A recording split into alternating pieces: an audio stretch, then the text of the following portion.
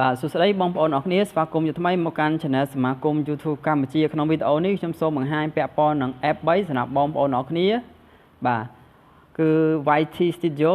ជាមួយនឹង YouTube App ហើយនឹង Chrome បាទតើ3នេះយើងប្រើប្រាស់ទៅមានប្រយោជន៍អីខ្លះអញ្ចឹងទី1ខ្ញុំសូមបង្ហាញពាក់ព័ន្ធនឹង YouTube App តើ YouTube App ហ្នឹងប្រើបានអីខ្លះបាទអូខេតោះឥឡូវយើង start ជាមួយនឹង YouTube App បាទយើងចុច YouTube Appនៅពេលដែលបងប្អូនhereចូលមកកាន់ app របស់ YouTube បងប្អូននឹងឃើញ channel បងប្អូនគ្នាជាមួយនឹង notification កន្លែងនេះគឺ notification នរណាខ្លះគេបាន post នរណាខ្លះយើង comment មកយើងបងប្អូនគ្នាកន្លែង notification ហ្នឹងគឺតម្រង់ឃើញបែបហ្នឹងហើយខាងក្រោមនេះគឺខ្ញុំមិនបានបង្ហាញទេខ្ញុំបង្ហាញពាក់កណ្ដាលកដានេះណាអាកដាបុកនេះអញ្ចឹងនៅពេលដែលបងប្អូនចុចសញ្ញាបុកនេះគឺនៅពេលដែលបងប្អូនអរគ្នាបង្កើត channel ថ្មីគឺមានតែ2ទេទី1គឺ upload វីដេអូហើយទី2គឺ go live ណាបងប្អូនថ្មីបើសិនជាបងប្អូនគ្នាដែលទទួលបាន 1K អាចផុសរូបភាពបានវានឹងចេញមួយទៀតគេហៅថា upload វីដេអូ go live ជាមួយនឹង create post ដែលយើងអាចសរសេរអក្សរបានយើងអាចផុសវីដេអូបានយើងអាចផុសរូបភាពបានបើសិនជាបងប្អូនគ្នាទទួលបាន 10K subscribe គឺចេញមួយទៀតគេហៅថា add your story បាទគឺចេញរហូតដល់ story ទៀតតែម្ដងបាទអញ្ចឹងវាបែងចែកបែបហ្នឹងអូខេឥឡូវខ្ញុំបង្ហាញតទៀតបើសិនជាបងប្អូននេះចង់ upload វីដេអូអាច upload តាម app នេះបានបាទអូខេបន្តទៀតអញ្ចឹងបើសិនជាបងប្អូនចង់ចូលទៅកាន់ channel របស់បងប្អូននេះសូមចុចកន្លែងសញ្ញា icon នេះតែម្ដងហើយយើងចូលមកកាន់ your channel បាទសូមចុច your channel តពីបងប្អូននេះចូលមកកាន់ your channel ហើយយើងមានទម្រង់បែបនេះតែម្ដងបាទជាមួយនឹង membership អីគឺលុះត្រាតែបងប្អូននេះបើកណា membership ហើយ community ត្រូវការគេហៅថា 1K subscribe អញ្ចឹងគឺខ្ញុំទៅបង្ហាញបែបនេះពាក់ព័ន្ធនឹង edit channel បើសិនជាបងប្អូននេះចង់ដូររូបភាពដូរអីយើងចូលមកកាន់ edit channel បាទចង់បដូរ header ជាមួយនឹងឈ្មោះ channel ជាមួយនឹង description បាទយើងអាចបដូរបាននៅក្នុង YouTube app ផ្ទាល់បាទហើយបើសិនជាបងប្អូននេះចង់ manage វីដេអូយើងអាចកែប្រែវីដេអូសូមចុច manage វីដេអូហើយបងប្អូននេះសូមចុចសញ្ញា3គ្រាប់ខាងលើនេះបាទចុចវាមកហើយយើងចុចថា editបាទពេលនោះបងប្អូននេះអាចដូរចំណងជើងអាចដូរ description ហើយយើងអាចបដូរ tag មួយចំនួនបានបាទនេះជាការប្រើប្រាស់នៅក្នុង YouTube app បាទមានទម្រង់បែបនេះឥឡូវនេះខ្ញុំសូមបង្ហាញពាក់ព័ន្ធនឹងការប្រើប្រាស់ជាមួយនឹង YT Studio តើ YT Studio នេះប្រើទៅមានប្រយោជន៍អីខ្លះបាទសូមចុច YT Studio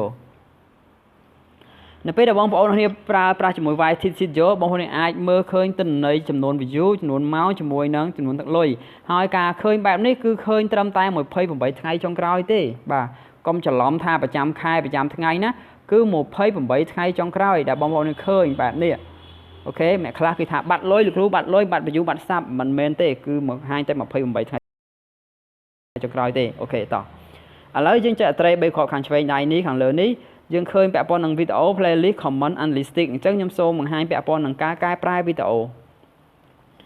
ចំពោះបងប្អូនអរគ្នាដែលផុសតាម YouTube app ហើយចង់ធ្វើការបើកនៅពាណិជ្ជកម្មសូមចូលមកកាន់ YT Studio ដើម្បីបើកបាទផុសហើយមិនបានបើកពាណិជ្ជកម្មសូមចូលមកកាន់ YT Studio បន្តមកទៀតសូមចុចនៅលើវីដេអូណាមួយរបស់បងប្អូនគ្នាដែលបានផុសចេញដុល្លារពណ៌ខ្មៅណាចុចលើវាមកហើយយើងធ្វើការ edit វីដេអូបាទសូមចុចសញ្ញាខាងឆ្វេងដៃខាងលើនេះហៅថា edit សូមចុច edit បាទបន្តមកទៀតបងប្អូនគ្នាសូមធ្វើការបើកពាណិជ្ជកម្មណាសូមបើកពាណិជ្ជកម្មកន្លែងនេះមក on បាទសូមបើកមក on បងប្អូនខ្លះផុសហើយមិនទាន់បើកពាណិជ្ជកម្មសូមបើកជាមួយនឹង YT Studio បដូរពី off មក on បាទបដូរពី off មក on វិញបាទនេះគឺការបើកពាណិជ្ជកម្មបាទអូខេហើយបើសិនជាចង់កែប្រែព័ត៌មានមួយចំនួនយើងអាចកែប្រែបានបើចង់ដាក់ private ក៏បានចង់បិទពាណិជ្ជកម្មក៏បានបាទស្រេចយើងបងប្អូនគ្នាហើយចូលមកកាន់ advanced setting បាទជាមួយនឹងការដាក់ category បងប្អូនគ្នាអាចជ្រើសរើស category ទៅតាមវីដេអូបងប្អូនគ្នាទោះបីជាបងប្អូនគ្នាធ្វើ content ខុសគ្នាក៏អាចផ្លាស់ប្ដូរ category ទៅតាមវីដេអូបងប្អូនគ្នា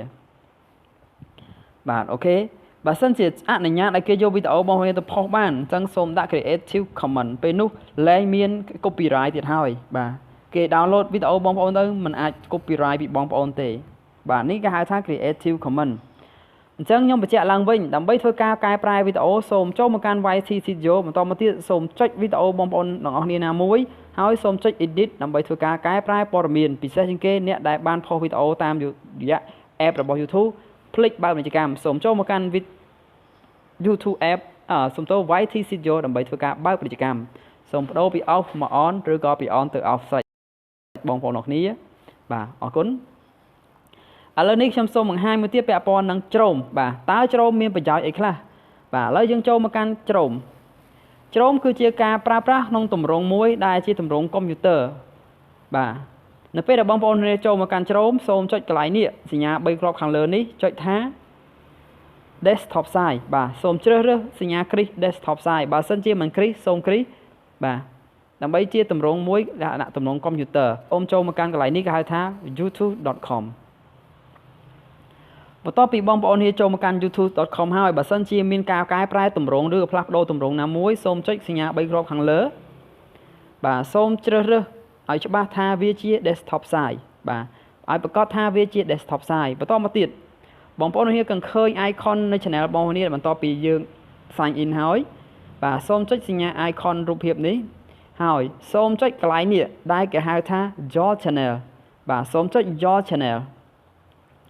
បងប្អូនអរគ្នាដែលប្រើប្រាស់កុំព្យូទ័រគេចូលកន្លែងនេះ YouTube Studio បើសិនជា YouTube Studio បញ្ចេញទម្រង់បែបណាវានឹងចូលទៅកាន់ YouTube Studio direct តែម្ដងអញ្ចឹងបងប្អូនអរគ្នាដែលប្រើប្រាស់ជ្រោមគឺមិនចុចកន្លែងហ្នឹងទេសូមចូលមកកាន់ជ្រោមហើយយើងចូលចុចកន្លែងដែលគេហៅថា your channel បាទសូមចុច your channel បន្ទាប់ពីចុច your channel ហើយបងប្អូនអរគ្នានឹងឃើញទម្រង់បែបនេះវិញទម្រង់នេះគឺជាទម្រង់កុំព្យូទ័រ 100% ដែលបងប្អូនអរឃើញអញ្ចឹងសូមចុចកន្លែងនេះឲ្យច្បាស់ថាវាគឺជាទម្រង់កុំព្យូទ័របាទបងប្អូនឃើញទេបងប្អូនខ្លះក៏អត់បានចុចអត់ចេញបែបហ្នឹងទេបន្តមកទៀតបើសិនជាបងប្អូននេះឃើញបែបនេះហើយបងប្អូននេះអាចចង់ដូររូបភាពដូរឈ្មោះដូរ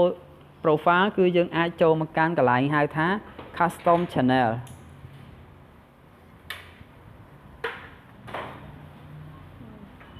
បាទបន្ទាប់ពីចូល custom channel ហើយវានឹងចេញទៅជាទម្រង់មួយទៀតឲ្យបងប្អូនអរឃើញបាទជាមួយនឹងការអាប់ដេតថ្មីជាមួយនឹងការ link ជាមួយនឹងការអីគឺមានការប្រែប្រួលបន្តិចនៅលើទូរស័ព្ទដៃវាខុសពីកុំព្យូទ័រអូខេវានឹងចេញទម្រង់បែបនេះសម្រាប់បងប្អូនអរគ្នាដែលចង់ធ្វើការកែប្រែនៅវីដេអូចង់ធ្វើការផ្លាស់ប្ដូរកន្លែងនេះចង់ add short video បងប្អូនខ្លះគាត់សួរថាលោកគ្រូ short video ធ្វើម៉េចនេះកន្លែង short video បងប្អូនឥឡូវខ្ញុំលុបចោលណាខ្ញុំលុបចោលខ្ញុំចុចសញ្ញាទ្របគ្រាប់3គ្រាប់នេះយើងចុចវាមកហើយយើងធ្វើការ remove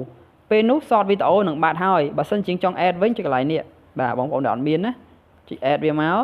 ហើយយើងជ្រើសរើសពាក្យថា short video ណាចេះនេះនៅក្រោមនេះអញ្ចឹងវានៅក្រោមហ្នឹងបងប្អូនទាញវាឡើងលើណាចុចវាឲ្យជាប់ហើយរុញឡើងលើយ៉ាអូយពិបាកបន្តិចណាបងប្អូននេះដែលប្រើប្រាស់ជាមួយនឹងទូរស័ព្ទដៃឥឡូវខ្ញុំប្រើចំណឹងប៊ិចបន្តិចសំទោសអូខេអើយអត់ឡើងហ៎បាទអធិស្ឋានពិបាកបន្តិចក្នុងការប្រើប្រាស់ជាមួយនឹងទូរស័ព្ទដៃបងប្អូននេះដោយយើងចុចវាឲ្យជាប់រំកិលបងប្អូននេះចុចអាត្រីគ្រាប់3គ្រាប់នេះតែឥឡូវវាអត់ឡើងទេពិបាកដែរបាទអធិស្ឋានព្រោះខ្ញុំអត់សូវចេះប្រើទូរស័ព្ទដៃទេណាឥឡូវខ្ញុំចង់អង្គលវាអង្គលអត់កើតទេបងប្អូននេះដែលធ្លាប់ប្រើគឺអាចដឹងហើយអូខេឥឡូវយើង public តែម្ដងណាខ្ញុំអត់ដឹងធ្វើអង្គលមិនទេភ្លេចដែរកុំឲ្យខាតពេលយូរសម្រាប់បងប្អូននេះ